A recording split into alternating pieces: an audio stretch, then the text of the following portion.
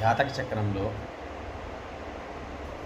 రాహుకేతువుల్ని మనము ఎలా అర్థం చేసుకోవాలనే విషయానికి వస్తే, మొదటగా రాహువు అంటే బ్రహ్మాండం.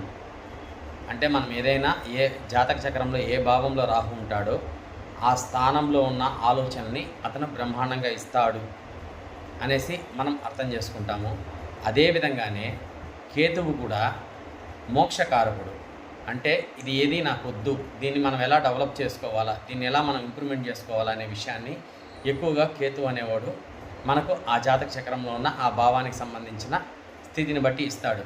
కానీ కొన్ని సందర్భాల్లో కేతువు కూడా మంచి రాజయోగాన్ని అనేదాన్ని కలగజేసేదానికి ఆస్కార లక్షణాలు అయితే ఉన్నాయి. ఈ యొక్క రాజయోగాన్ని ఎలా కేతువు ఇస్తాడు అనేదాన్ని వారి వారి జాతక విశ్లేషణలో గమనిస్తే సరిపోతుంది.